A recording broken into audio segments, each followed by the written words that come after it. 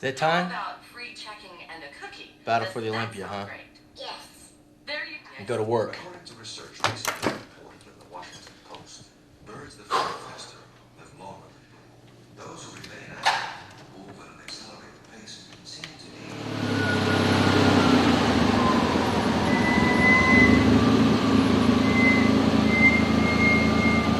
Let's go. Wreck some damage. Ronnie, Flex, Kevin, Nasser, coming.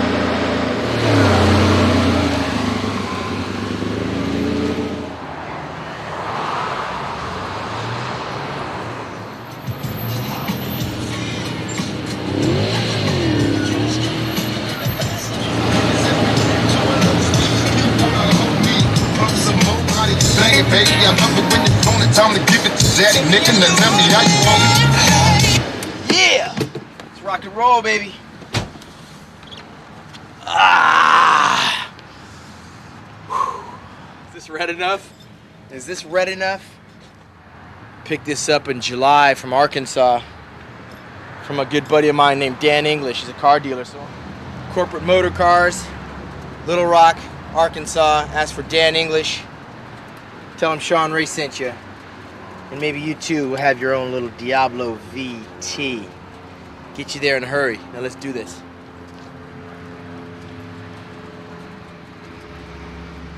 Four, 5, 6, 7. All right, we're doing back this morning. We're exactly 2.5 weeks out from the competition, about 17 days or so. And at this time, my body weight's at 218. Last year, I was on stage competing at 218 pounds. This year, I'm gonna try to be around 212 pounds, a few pounds lighter, a few percentage points sharper, try to beat these guys on detail, definition, and completeness, and come back down to a body weight where I feel I'm more comfortable at. The last 2 years, when I've gotten fifth the last 2 years, I've been competing a little bit too heavy for me. 5 pounds makes a big difference on my physique, whereas it's not as noticeable on Kevin, Flex, or Ronnie. So I decided to try to rip it up a little bit more. So at 218 this morning, I'm right on time. I got to drop about 4 pounds. And then of course, when I dehydrate the day before the competition, I'll drop about 3 or 4 more pounds of just water. So I'm doing things around the 10 to 15 rep range. And I'm really paying special attention to my back this year. Of course, it's Ronnie's strength. My hamstrings and glutes, which of course is Flex's weaknesses, and the thigh separation, which is Ronnie's weakness as well. So I'm trying to highlight strong areas on me and exploit areas on the champion with detail. Of course, nobody's going to out-muscle Ronnie Coleman on stage, but there's a lot of things on my physique that I think I can bring out detail-wise that he can't, simply because of the mass he carries. But let's get through this back workout and I'll show you what I'm talking about.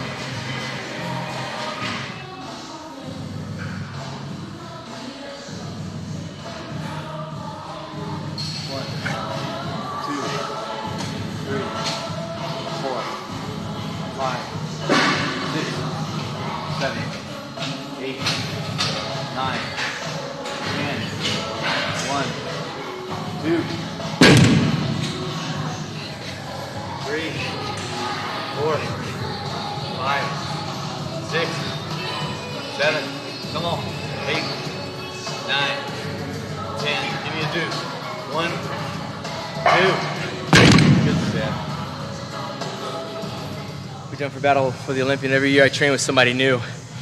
So people are always asking, who are these people? I train with anybody and everybody. Anybody that wants to train hard, anybody who wants to go the distance, I'll train with. Most of the time I train by myself. This year I'm training with Dr. Farley Brown. He's a chiropractic friend of mine. And most of the people I find, they just want to work out and want to work out hard. So it doesn't really matter how big you are, whether you're professional or amateur. The important thing is I'm the professional. Pay attention. So these guys push me through it. It gets hard and definitely gets lonely, especially when you train by yourself a lot. So I appreciate all my training partners over the past few years that have come along and helped make this video possible for me and push me through some of my workouts against the giants in the bodybuilding field. We're gonna do some barbell bent over rows. I'm gonna take my shirt off so you can see the muscles being worked. And let's get into it. Let's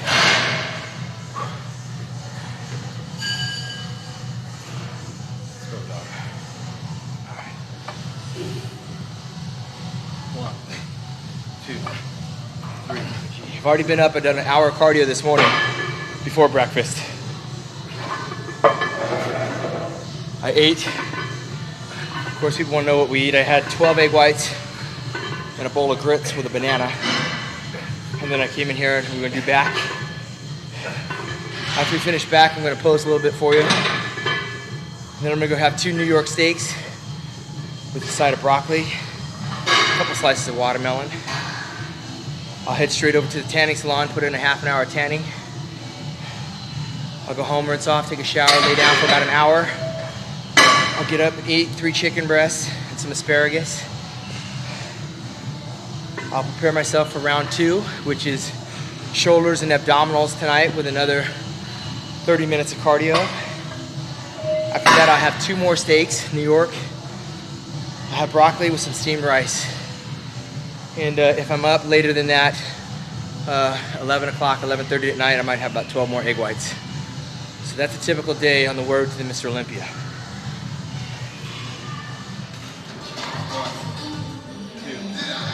A lot of people don't know about bodybuilders getting ready for the Mr. Olympias. Most of us right now are not Ronnie Coleman.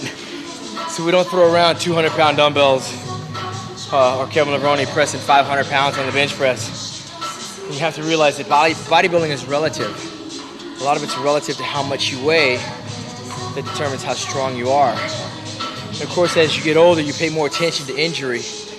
I saw a lot of careers come and go. Rich Gasperi, Barry DeMay, Dorian Yates, all ended their careers with torn muscles because they, the style of training, possibly using too much heavy weight, possibly training harder and heavier at times when they should have listened to their bodies a little bit more. I've been around 13 years in the pro scene. I've had a few nicks here and there, but I've always been smart enough to know that when I'm on low calories, high extensive cardiovascular work, not very many carbohydrates, the chances are I'm not going to be as strong. I still push myself as hard as I can, but as my strength diminishes, I try to bring the repetitions up and pick up the intensity, the pace of the workout to compensate for it. So I don't need a whole lot of heavy weight right now. I'm trying to get in condition, so that's why I'm not using a lot of poundage. It's not a training video. This is just one of my workouts on the road to the Olympia. I'm going to finish up with some seated rows real quick. 3, 4, 5, 6, 7, 8, 9, 10, 1, 2. So you're probably wondering, what's different about this year than last year? It's not a whole lot different. I try not to change what's been working since 1987 for me, and that is to be self-motivated by the mere reality that I'm one of the best in the world, by the imagination that maybe we can have a fair and unbiased judging panel, that on any given day any of us can win. Have to pay attention to the lack of thigh separation. Have to pay attention to the lack of hamstring development by comparison to the quadricep.